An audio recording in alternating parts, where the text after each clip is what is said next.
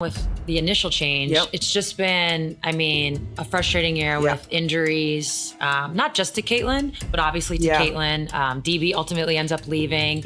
And so that, you know, we already talked about how you need time to gel, you need time to build chemistry. So how frustrating has it been that the chemistry is just, it's like start, stop, start, stop. Yeah, it's definitely been a struggle, but I think just at the start of the season too, like, you know, you have your start of the season meetings and you're talking. And for us, it was about, listen, like, no matter what happens in the season, it's next woman up and you have to be ready. And I feel like obviously struggling with injuries, and then, you know, you sign people and then they leave, and it's like, listen, like, whoever is next, be ready to play, because it doesn't matter. Like, the games still keep coming. Like, you still have to be ready to compete. And that's why I was so happy, like, when we signed Ari. Aliyah Boston recently gave an interview with Sue Bird, and her comments about Caitlin Clark definitely drew attention. She shared sharp insights, a mix of genuine compliments and moments where she urged people to manage their expectations.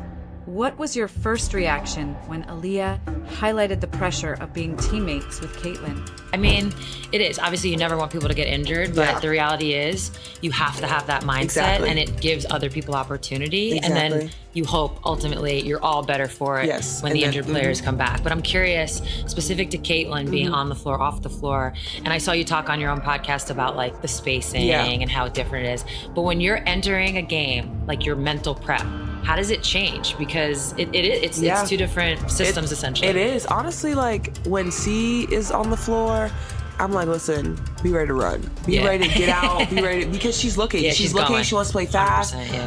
Super early in the offense. And like, we do that too as well here. But I think sometimes too now without her, like, we can get into like a little more half court execution, make the defenses work a little bit harder, first side, second side, third side.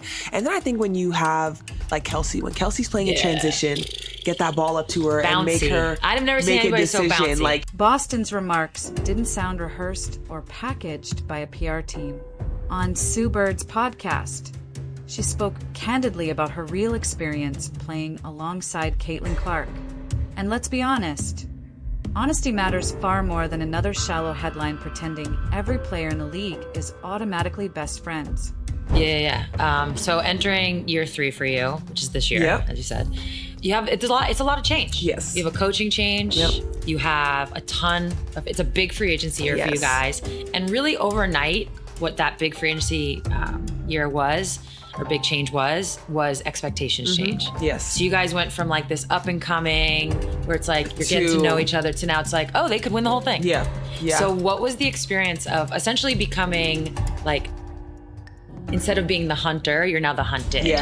It's crazy, but I feel like it was definitely expected. Like, I think number one, like, just last year, everyone, like, when they see our name on the schedule, even though the year before we didn't win, like, we won 13 games or whatever it was, and it was like, okay, well, but then you added in Caitlin, right? And everybody's like, oh, like, they're gonna be this, this, and this. And now everybody's like, oh, you know what? We're gonna prove you wrong. Like, hell no. Like, that's how it is. Her perspective carries weight because she's living the reality firsthand. Clark has been hailed as the future of women's basketball, ESPN's favorite highlight star, and a ratings magnet. That level of attention follows you everywhere, whether you're scrolling through your phone or stepping into a packed arena. Boston acknowledged it directly. Caitlin Clark brings enormous attention, pressure, and expectations to every Fever game. But let's be clear, Aliyah Boston isn't some bitter teammate. She's an all-star, the 2023 Rookie of the Year, and was already Indiana's centerpiece before Clark arrived. Still, the moment Caitlin landed in Indianapolis, everything shifted. Every missed shot was replayed, every awkward possession debated, and every single game dissected like it was a playoff series. And everybody's like, yeah, like, they got, for us, we always think like you have to approach every season with like, we're winning this whole season. So that was our mindset. And I think when you look at expectations, once again, expectations come from everyone outside. Because like in our circle, we know exactly what we want to do. We also understand that it's a process. We understand that new faces, new coaches, like different style play for people joining us. It's like people need time to figure it out once again. But when you do figure it out, it's going to be scary. And I feel like that's what it was for us. And that was our approach. And we're still like, listen, we are coming here to win this thing. Like, that's what it is. And that's not going to change no matter what, because this is where Boston's honesty cuts through. On Bird's podcast, she explained that the pressure didn't just land on Clark. It spread across the entire roster.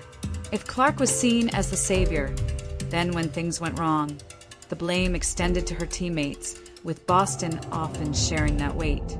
When we signed Ari, I felt like that was like amazing for us because obviously we couldn't predict C being out for this long at least. And so it's like having someone in that runs the point well, can call her own number, I think honestly has been like our biggest blessing. Obviously now with Bibbs, like she's coming in, she's able to stretch the floor. It's like, I think no matter what, everything is for a reason, right? And that's kind of our focus is, listen, like whatever happens, but whoever is here in our circle, listen, like we're here to hoop. Yeah. And that's how we're gonna play. And so I feel like that's just been our approach. Like it hasn't been perfect. There's definitely been injuries here and there, but Boston also pointed out that she and Clark had never played together before the season. Yet outside critics demanded instant perfection. It was as if people expected her to immediately understand Clark's timing, vision, and tendencies without actually building chemistry. Boston put it plainly, we weren't given that grace period of like getting to play with someone you've never played with. That statement says it all. Consider the NBA. When LeBron James joined forces with Dwayne Wade and Chris Bosh in Miami, it took them nearly a full season to figure things out. Yet, in the WNBA with Caitlin Clark, expectations were flipped upside down. If the Fever weren't playoff ready immediately, fans assumed Boston and her teammates were underperforming. Boston admitted that narrative frustrated her, but she handled it calmly. She didn't rant or shift blame. Instead, she said the team was still learning and deserved time to grow. At just 23 years old, that level of maturity speaks volumes. And all over. She is moving, she's making the right read, and it's like, listen, and she's scoring the ball at a very high level. And so I think, it's a little bit both, like once again, like when she's on the floor, like she's looking to get up, people can be like, listen, I don't need to outlet because I know once we rebound, we're getting it up. But I also think it, once again, it's like puts people on their toes because they're like, whoa, I need to find Kelsey in transition. I need to find Ari now. Like we got to find Sophie and Lexi knocking down threes. Like it's different, but I think everyone is once again finding their own rhythm, and that we just did a great job of like. The conversation then shifted to how her chemistry with Clark has developed. Boston admitted that the early months were tougher than expected. There were passes she wasn't ready for, and plays where she didn't read Clark's intent quickly enough. And of course, social media amplified every mistake. Clip one bad possession, add a sarcastic caption, and suddenly it's proof the Fever can't work together. But here's what stood out. Boston never denied the struggles. Instead, she explained why they happened.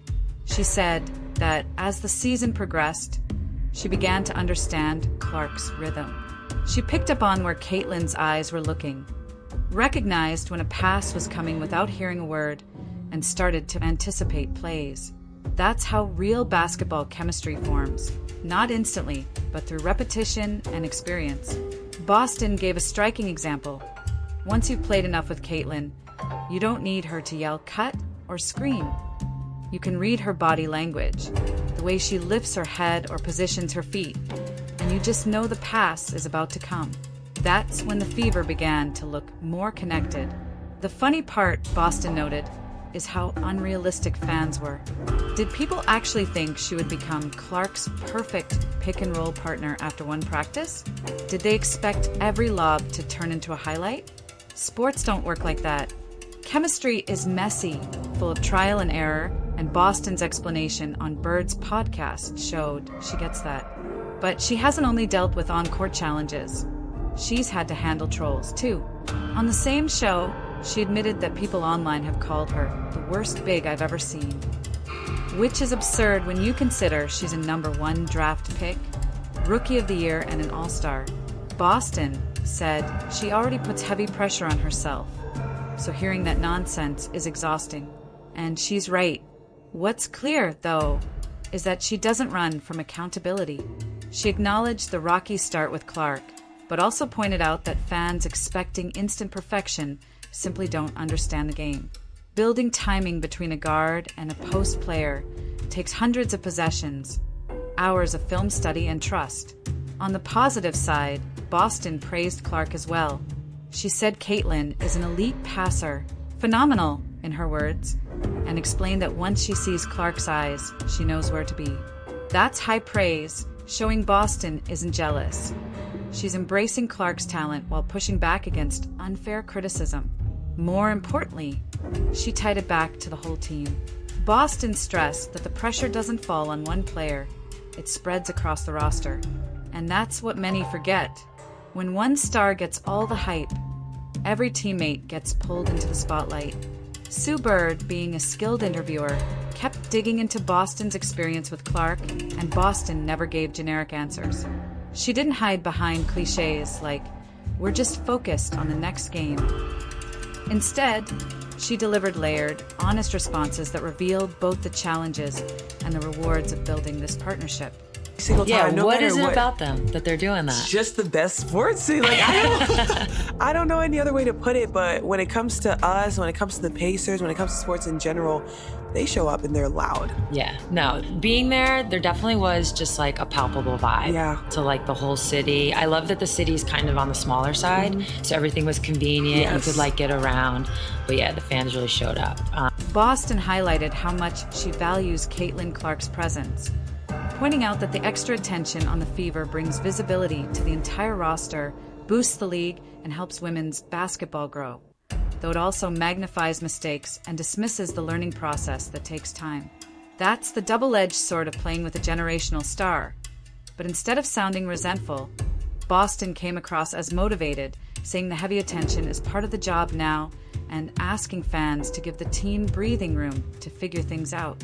Unlike players who give empty praise, Boston leaned into honesty, admitting things haven't been smooth while reminding everyone the Fever are a team, not a one-woman show.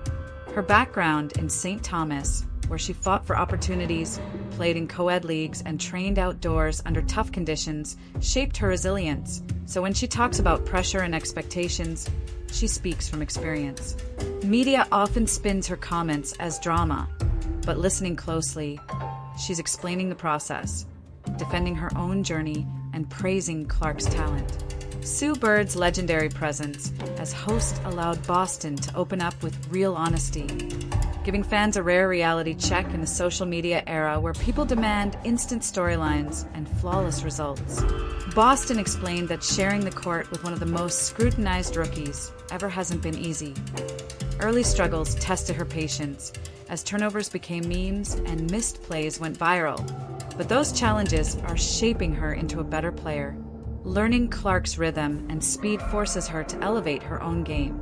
And while trolls call her the worst big ever, she's already her harshest critic and has chosen to turn negativity into fuel. Balancing criticism with respect, Boston doubled down on Clark's elite passing, saying one look is enough to know where to move, proving it's about growth, not jealousy. She also noted that Clark's spotlight benefits the whole Fever with more fans, cameras, and coverage, though outsiders unfairly expect perfection. With Clark, the Fever have risen from the bottom to playoff contention, and Boston emphasized that progress is real, even if it doesn't always show in highlights. Her toughness, forged through a difficult upbringing, keeps her unfazed by trolls and focused on being part of something bigger, insisting this is Indiana's team, not just Clark's. By the end, Sue Bird respected Boston's honesty. She wasn't hyping or tearing down her teammate, but telling the truth about challenges, growth, and pressure. That mix of blunt honesty and genuine praise is why the interview stood out. Boston laid it out with no filters. She acknowledged the pressure, admitted the struggles, and respected Clark's game all in one conversation. No drama, just reality.